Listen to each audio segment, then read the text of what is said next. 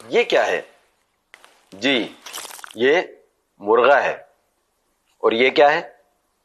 جی یہ مرغی ہے. اور یہ کیا ہے؟ جی یہ انڈا ہے. آپ سوچ رہے ہوں گے کہ میں شاید یہ سوال کروں گا کہ دنیا میں پہلے مرغا آیا، مرغی آئی، یا انڈا آیا؟ بالکل نہیں. میرا موضوع سخن یہ نہیں ہے. سوال تو یہ بھی بنتا ہے لیکن میں پوچھوں گا نہیں. اصل میں میرا جو ٹاپک ہے وہ ہے مرغے کی آواز. جی اصل میں مرغے کی آواز جو ہے نارملی اس کو اذان کہتے ہیں، اور بانگ لفظ بھی استعمال ہوتا ہے کہ مرغا بانگ دے رہا ہے. لیکن زیادہ تر لوگ اور عام عوام میں یہ بات مشہور ہے کہ مرغے کی آواز کو اذان کہا جاتا ہے. نارملی مرغا الگ الگ وقتوں میں بھی کبھی کبھی اذان دے دیتا ہے، آواز نکال لیتا ہے، اور خاص طور پر فجر کے وقت مرغا لازمی آواز نکالتا ہے. اصل میں پوچھنا یہ تھا کہ یہ مرغا جو آواز نکالتا ہے، یہ جو بانگ دیتا ہے، یہ تو اس کی ایک آواز ہوئی نا، جیسے دیگر پرندوں کی، جانوروں کی آوازیں ہوتی ہیں، اسی طرح ایک آواز ہے. تو اس کو اذان کیوں کہا جاتا ہے؟ اور یہ اذان کا مطلب کیا ہے؟ کیونکہ نارملی ہر مسلمان کو پتا ہے کہ اذان تو اللہ اکبر اللہ اکبر یہ اذان ہے. لیکن مرغے کی آواز کو اذان کہنا، پلیز شیخ بتائیے آخر درست کیا ہے؟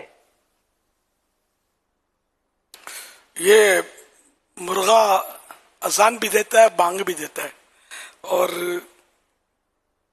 اس کے اذان کہنے میں کوئی حرج نہیں. اذان کا مطلب ہے لفظی معنی، جو لغوی معنی، لفظی معنی یہ ہے اعلان عام. تو یہ عام اعلان. حدیث شریف میں تو یہاں تک ہے کہ مرغ کو برا مت کہو کہ یہ نماز کے لیے جگاتا ہے. تو یہ اذان دیتا ہے، اس کو اذان بولتے ہیں. اعلان عام کرتا ہے کہ اٹھو نماز کا وقت ہو گیا.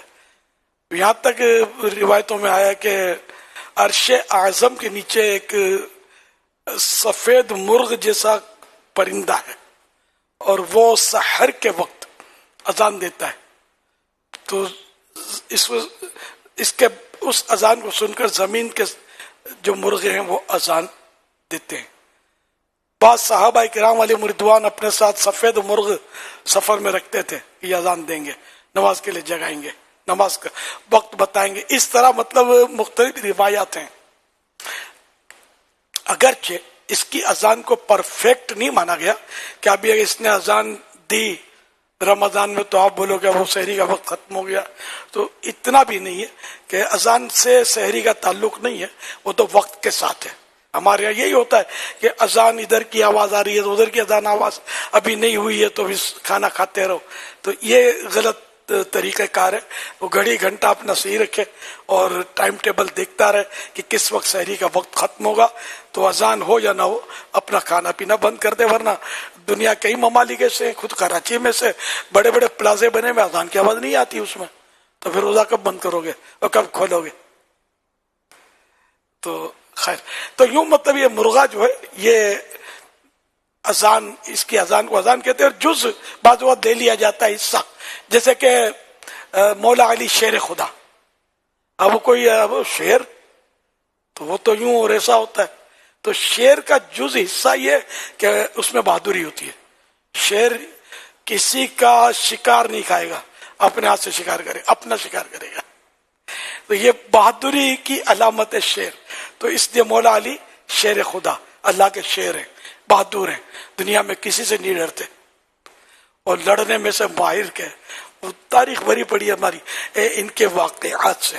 اسی طرح بعض اوقات بولتے ہیں کہ میرا بیٹا بچہ جو ہے حسن میں چاند ہے، چاند چاند ہے. تو اب آپ بولے چاند تو یوں وہ تو ایسا ہوتا ہے خالی چمکارے مارتا ہے، اور تمہارے بیٹے کے تو ناک بھی ہے، تو آنکھ بھی ہے، تو کان بھی ہے، تو یہ چاند کیسے ہو گیا؟ تو چاند میں کشش ہے، حسن ہے، خوبصورتی ہے. تو وہ حصہ اس میں ہی آ گیا کہ بچہ میرا مطلب چاند ہے.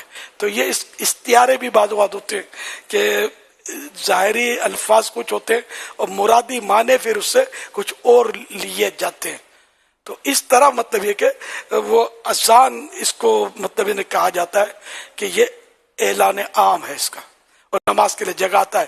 تو حدیث پاک میں بھی آیا. اور اذان ہی ایک اہم حصہ ہے کہ جو نماز کے لیے لوگوں کو آگاہ کرتی ہے,